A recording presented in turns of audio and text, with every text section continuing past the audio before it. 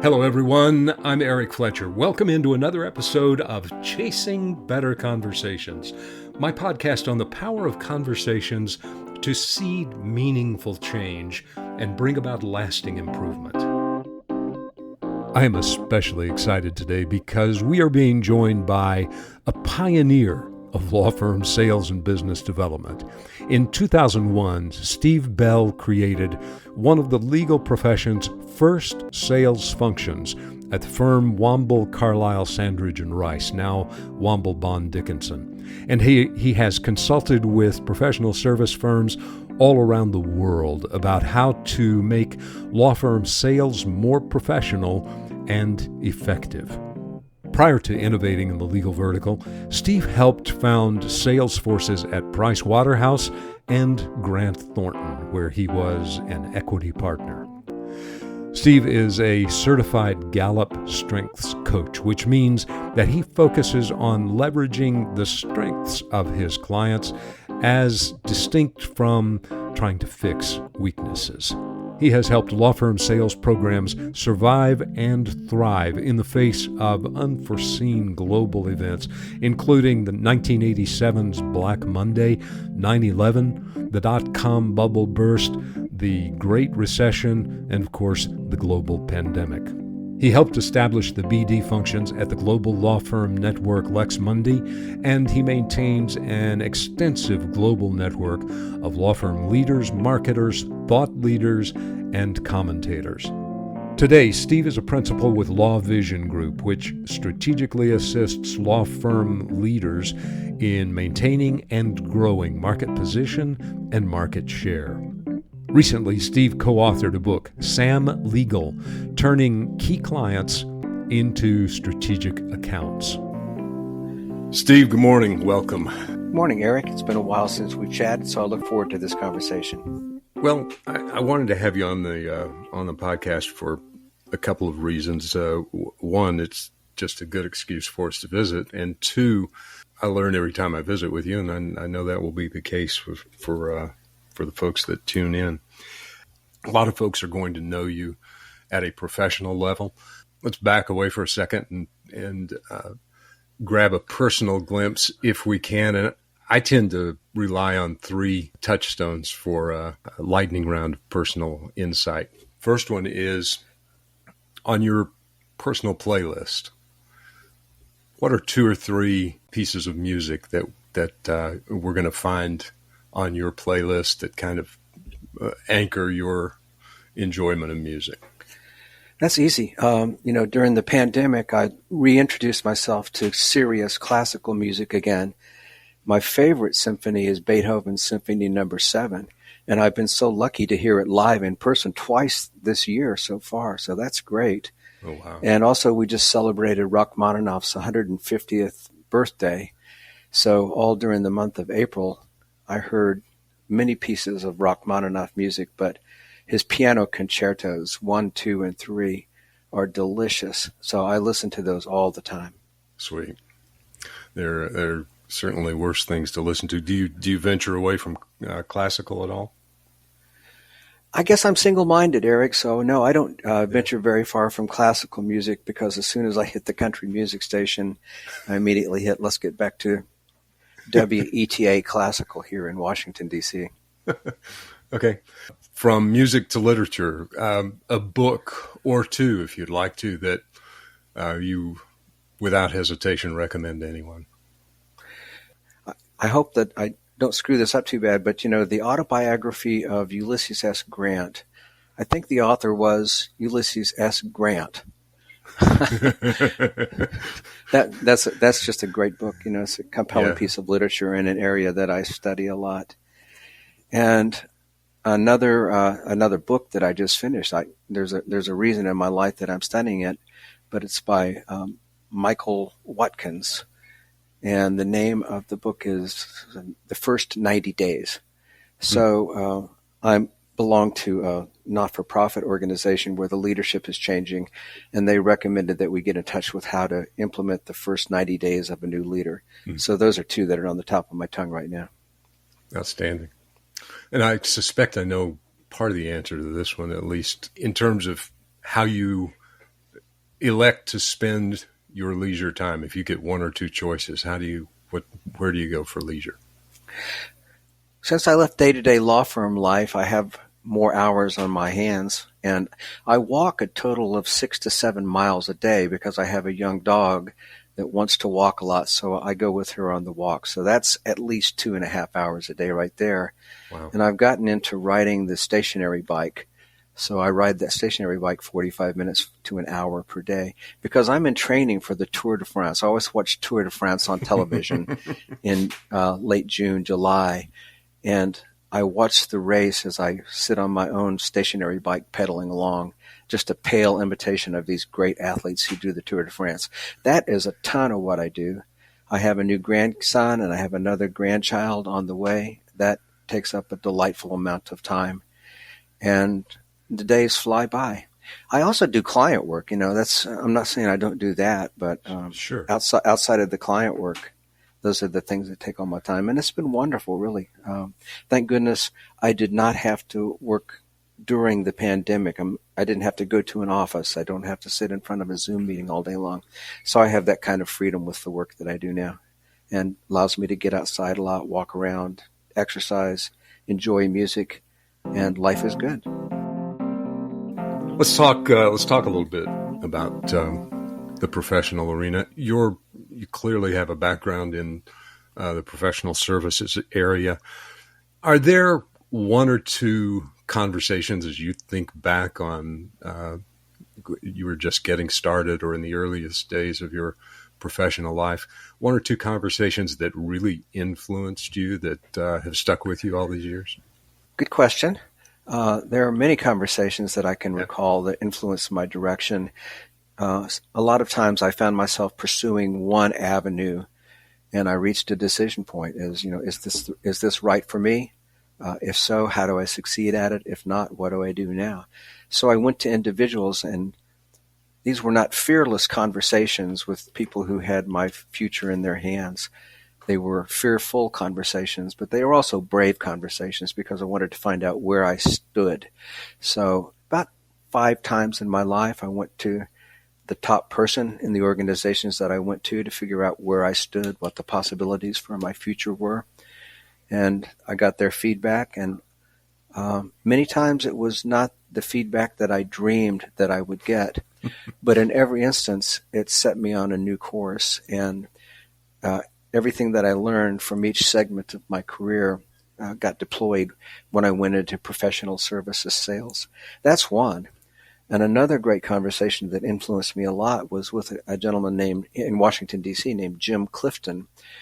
Jim was the chief executive officer of the Gallup organization, and his father was Don Clifton, a psychologist and educator who developed it's called the Clifton Strengths Finders. Mm-hmm. So about 2/3 of the way into my almost 20-year tenure at the law firm Womble, now Womble Bond Dickinson, I learned about the Clifton Strengths Finder. And that was really a miraculous turn at that point in my career. And I say that because we spend so much time being critical of one another and slugging it out and doing hard push-ups when we're working in the law firm life.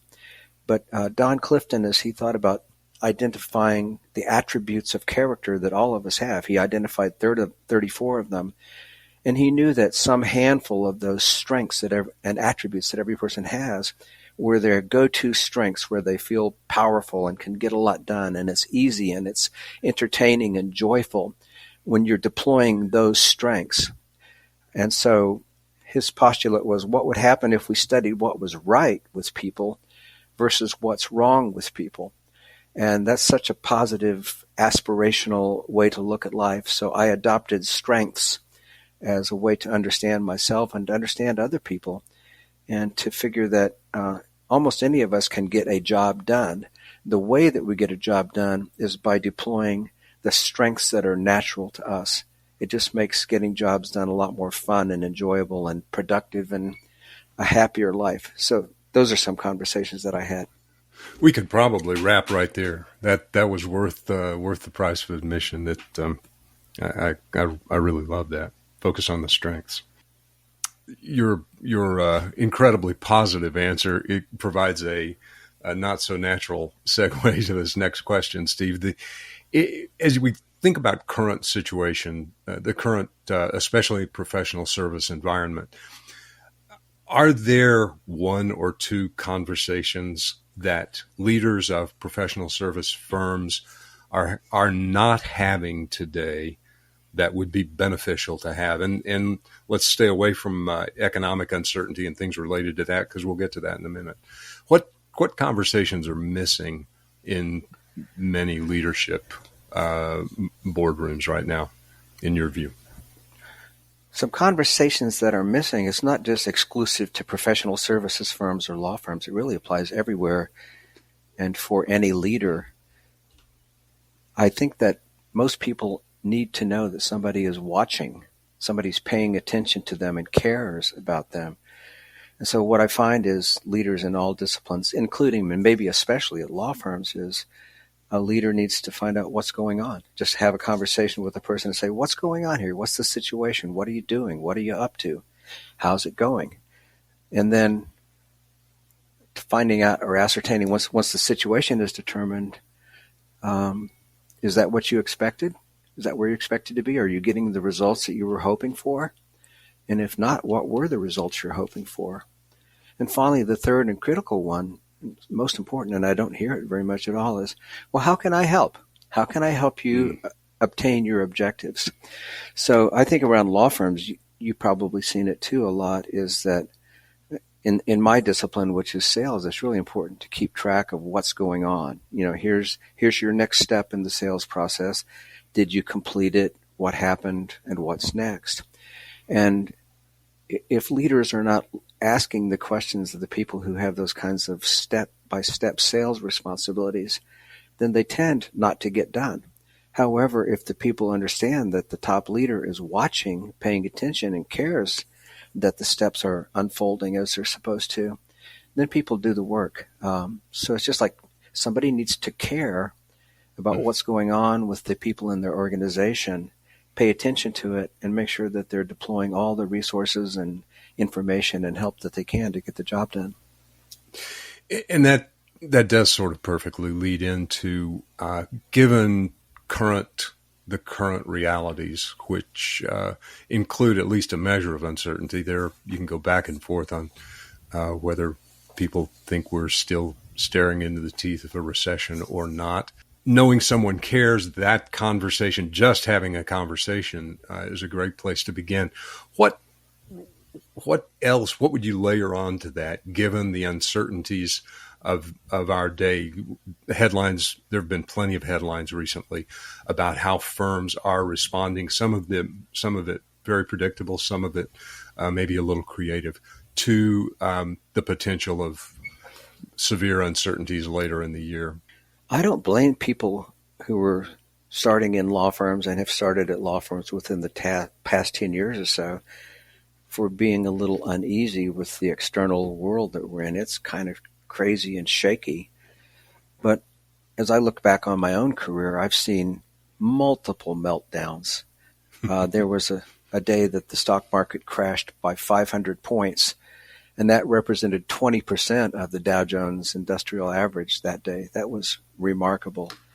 We've seen recession. We've seen, when I first bought my first home, the interest rate was like 11% or 12% mortgage rate. We saw 9/11. We saw the dot-com bubble bursting.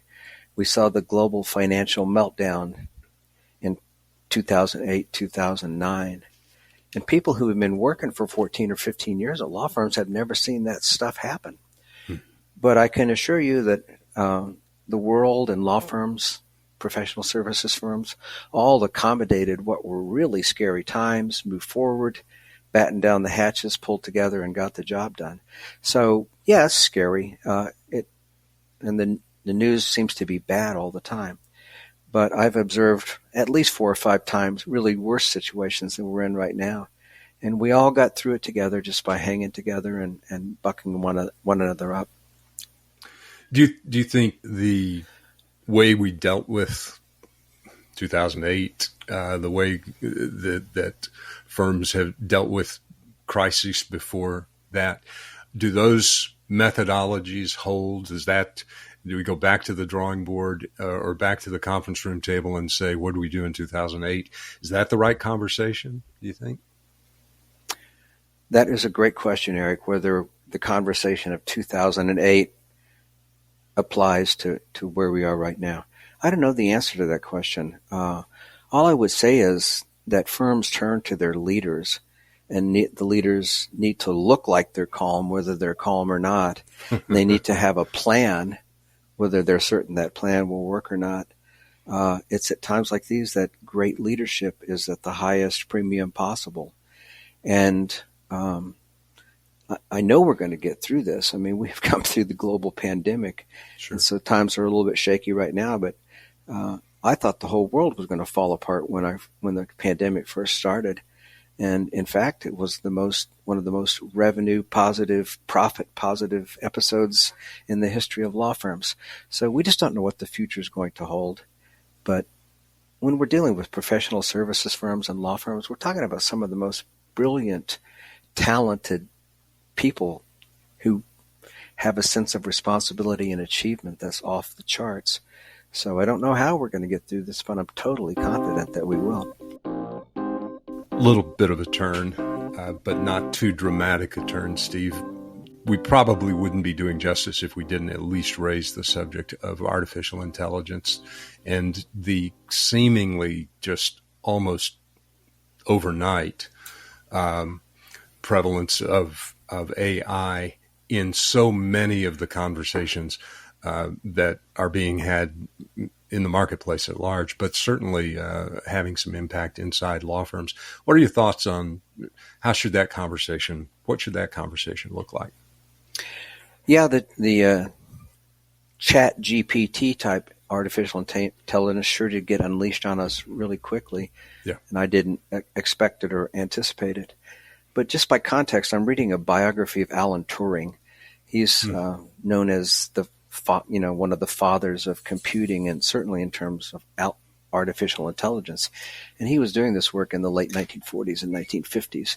And he postulated how a true test of the efficacy of computing is if a person could be having a conversation between a live person and a computer, and it was impossible to discern which was which. So he was thinking about this back in the 1950s. So yeah, we can say that this is all new, but he expected that we would be at this point a lot earlier than we are right now. So yes, absolutely. I'm not an authority on artificial intelligence, and I know that people are looking at it very seriously at the policy level, at the firm level, at the practice level, and professional level of law firms.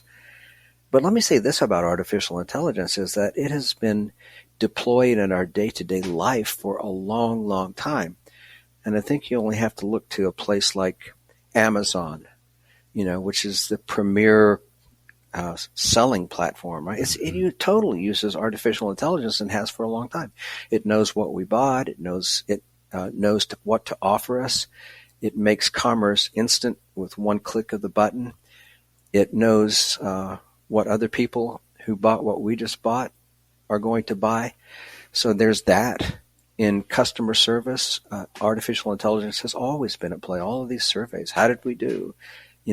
All that is artificial intelligence. And my neighbor across the street from me here in Fairfax, Virginia, just became the CFO of a platform that is using artificial intelligence to observe sales conversations between salespeople and customers, and to rate those conversations and to make suggestions about how they could have gone better.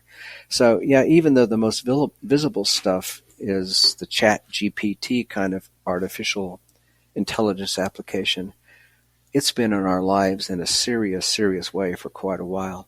So I hope that it doesn't get out of control, and somehow I think that now that people are focusing on it so much, we'll be fine. Safe to say that at the very least we should be talking about it. I mean, it is here. We are dealing with it. To ignore and hope that it doesn't impact workflow in a law firm or any professional service arena is probably not the smart path to take. I wish I knew how artificial intelligence is going to change our lives, but I'm going to try to be very, very careful and understand that I'm looking at this screen, Eric, with a photo, with an image of you on it. I hope that's really you. It looks like you, and it sounds a lot like you. So at this moment, I think I'll believe that it's you. Okay, how about a little bit of a lightning round? If you could have a conversation today with one or two people, living or dead, about any topic, who would you choose to sit down and visit with? One person I would love to have conversation with right now, and I wish I had when he was alive, was my grandfather. Mm. And I say that in the context of the past 3 years of living through this global pandemic. My grandfather, in 1918, was inducted into the U.S. Army. He was going to be an ambulance corpsman in France during the First World War. So he married his high school sweetheart on March 4th, 1918, and he immediately deployed to Fort Riley, Kansas. And in particular, there was a camp there named Camp Funston.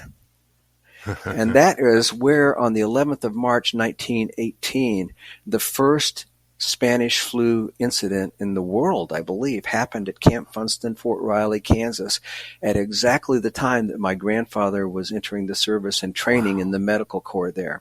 Wow. And then he shipped out to France, and of course the virus got shipped across the sea to the European theater of war, and it spread around the globe, went around the globe a couple times really rapidly, killed, some people say 30, 40, 50 million people.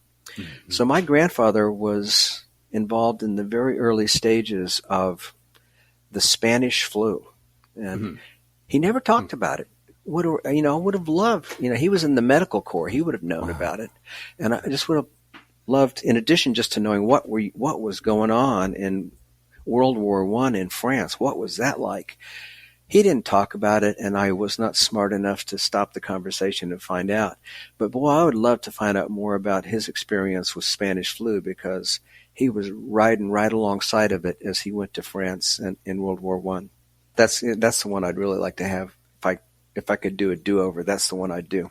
That'd be pretty rich. It's amazing. That question elicits a similar response. Again, it's almost always, a family member, a mentor, someone that we would love to have had as a mentor. But that's a great one, Steve. One conversation that we would all benefit from stopping having. That's a terrible way to ask that question, but one conversation we ought to just stop having, and we'd all be better for it. I'm not sure if it's one conversation, but to me, I think we should use judgment when our conversations so intensely feature the word I. Mm. It means that we're talking about ourselves. And I think the richer conversations and the better opportunity for progress is if we are focused on something other than ourselves. And when you are talking to somebody, asking them questions and learning about them, the word I does not appear very often in that conversation. When you're talking to potential clients, I doesn't come up or shouldn't come up all that often. When you're relaying third-party stories, the word I doesn't come up. But give it a try sometime. Think about your conversation of the last 1 hour, and how many times did the sentence begin with the word I? And when I stop and think about it, it's kind of embarrassing, really. I. And I try to stop that in my mind and turn the conversation outward, just to make it less self-centered and self-focused. And I'll learn a lot more when I approach life with a lot less I in the language. That's great. Terrific word. Is there one conversation that, if you know it's going on, the topic is being discussed, you're going to find a way to eavesdrop, to inject one topic, one idea, one conversation that's going to grab your attention almost no matter where you are? One conversation, or any kind of conversation involving history, absolutely captures my attention. I was not a history student when I was in college and so forth, but somehow I just got fascinated with the stories and the richness and the episodes of all history. And I'll give you an example of how this unfolded. I was at a former teammate of mine at Womble was holding a reception at a bar in Washington, D.C., and she invited me to come, and I really enjoyed it. So I ordered a Bloody Mary. And another guest of that reception was standing next to me, and he said, in his German accent, "Do you know where that drink's name came from?" And I stopped and thought about it for a moment, and I said, "Well, how about Bloody Mary, Queen of Scots?" And he said, "You're right." And then we launched into a conversation from there about the Reformation in Europe and Martin Luther and the relationship to the monarchies and so forth. It was just the best, most fun conversation. It went on for 45 minutes. He was amazed that he found somebody at a bar to talk to who knew something about Middle Age history. And he did know a lot, and I was able to fill in some blanks that I didn't know about. So almost any conversation, though, about history. I love history. I've been reading it all the time for 20 years. So if somebody has something they want to talk about, a historical figure, a biography that they're reading, a big event, that'll stop. It'll grab me and suck me in right there. I love history. It's so rich with stories and information that I almost don't do nonfiction anymore. I mean, I almost don't do fiction anymore. Yeah, yeah. Wow. Well, I can tell you, loving just how animated, assuming I'm looking at the real Steve Bell and not, yeah, I understand. Not an avatar. I love the animation. Let's wrap up with this. You alluded a moment ago to eliminating, to the degree that we can, the word I. To the degree that populates our conversation, that's probably not a great sign. Inside your sweet spot, sales, can you give us a framework about what a great conversation between me and you, if I'm trying to sell Steve, I want to work with Steve. What is the framework for a good conversation? Eric, I was not prepared for that question, so this will be a great answer. But I think it's generally true of any sales situation. People don't sell anything to me. I don't think people sell anything to anybody. What happens is that people buy things, and it is the fortunate person who understands what a person is seeking to buy and is there with the right product or the right solution at that moment. So in my life, I have transitioned from thinking about sales process to buying process and what's going on the end of the person who's buying something, and how completely can I understand what's going on with them, what their need is, what their human motivation is to move forward or not move forward. And if we can ascertain the buying process, then it's possible for us to design a selling process that complements that buying process. But especially in the field of law, people don't buy legal services out on a whim or because they want to or because somebody's trying to sell legal service to them. They buy legal services because they have a need. And I think that the people who provide legal services and are trying to sell legal services would be well guided to pay really close attention to what's going on the buying process. That folds very nicely into the perspective that would make me resist the temptation to make the conversation about me. Not use the word I, but start. It's about listening. It's about finding out what someone is in need of. That's a great framework. I can't stub my toe hard enough to make it hurt you, Eric. But what I can tell you is I've blown a lot of sales by talking so much and using that word I all the time. I finally learned to stop that, to ask a lot of great questions and pay attention to the answers and dig deep. If a buyer asks me a question, I turn it right around and I ask, well, why are you asking that question? What's behind the question? What's really going on in your mind that you would ask such a question? As distinct from, what all of us former A students always tried to do is be Johnny on the spot and have the terrific answer right on the spot. Probe a little bit deeper and find what's inside that question that's driving a person to ask that question.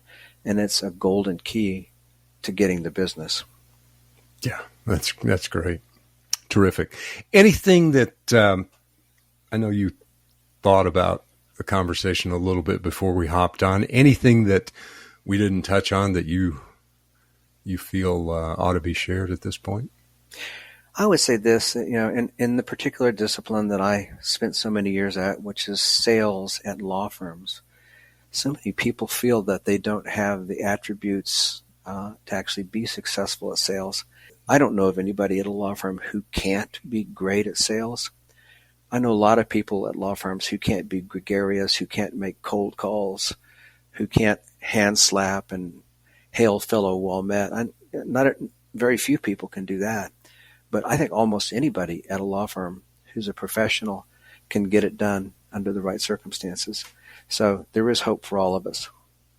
The whole perspective of number one, this is not about me, so I'm going to eliminate the I from the conversation. This is, I need to listen and learn. And then to your point, nobody sells me anything. That means that if I want to solicit your engagement, I'm on your timetable.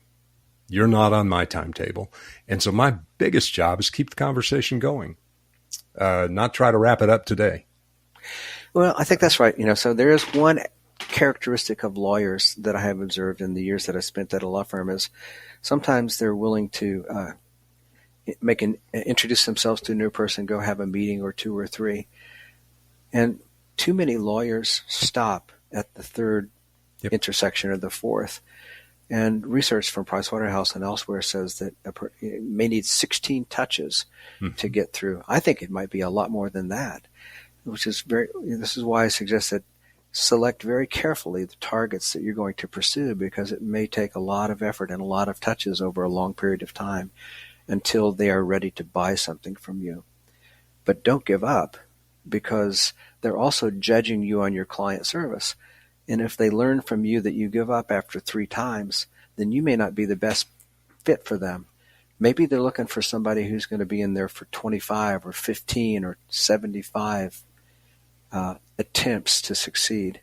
So I'm just saying that's something that I've observed about lawyers is the inability or unwillingness to put all into the relationship development that's required to get it done. My friend, thanks for your time. I've enjoyed this a bunch. I hope it hasn't been too much work for you. It was a pleasure to stop and think about some of the things. I work really hard and I get caught up and I don't get a chance to reflect, so that's always good. And I look forward to seeing you on the circuit, Eric, now that there is a circuit again. Well, yeah. Tell me where the circuit is, and I'll see you there. I'll send you a note. All right. Thanks, my friend. Thank you very much. What a treat to have a pioneer and a leader like Steve Bell with us today. My takeaways, maybe 2 or 3. 1, I'm going to try to eliminate the word I from my conversations as much as possible. I'll ask you to help me do that. The second is very few of us really sell anyone anything. People make a decision to buy. That our task is to really understand what drives the buying decision, to understand our targets a whole lot better. And then finally, given that backdrop, that the idea that there are some people who can sell and some people who can't just really doesn't hold water. That if the focus is on finding what drives a buying decision, that's something anyone who's really interested, who believes in the product or service that they're selling, that's something any of us can do. Steve, thanks very much for your time today. We appreciate it. And if you'd like to follow Steve, you can catch him on LinkedIn or you can reach him via email at sbell, B-E-L-L, at lawvision.com. And until next time, here is to respectful, honest, curious conversations that are always about building a bridge to an ongoing discussion.